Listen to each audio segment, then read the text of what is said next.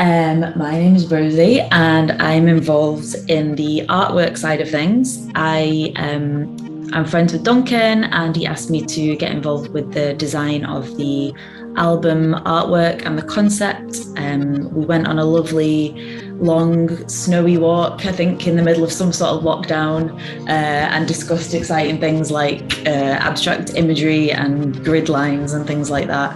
And then over the past year, we've been working together on the artwork.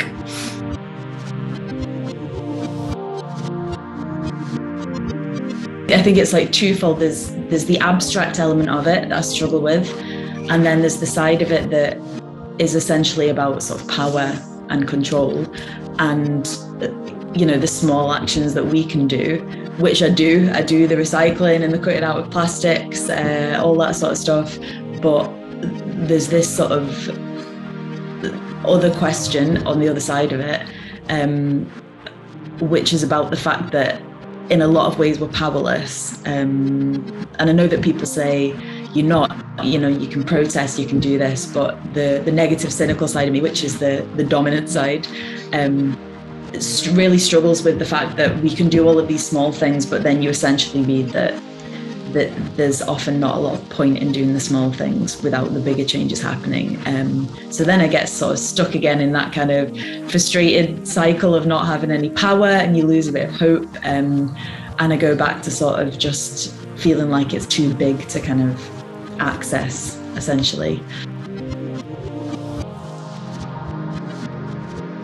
There's a song by an artist called Billy No Mates called Hippie Elite, which I absolutely love, and it's basically a kind of like angry sort of explanation of, I would love to save the planet and all of this kind of thing, but I've got a job, it's Wednesday afternoon, you know what I mean? I'm doing my little bit, I've got a canvas bag, like how much more do you want from me, kind of thing. And I love that because it taps into that thing of, we can't just preach at people or tell people facts and then expect everyone to kind of rally round.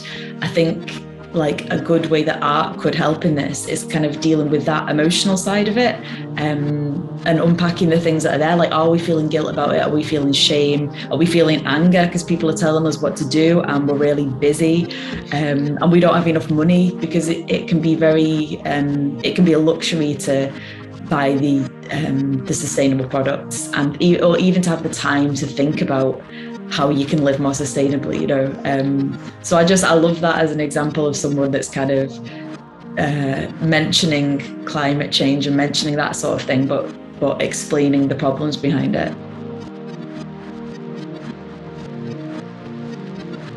So I've not figured out the sort of science or practical logistics of this, but I saw recently that I think it's New Zealand are planning to sort of ban tobacco. So children born after a certain date will just not be able to buy it, obviously with the plan of sort of gradually just eradicating it completely.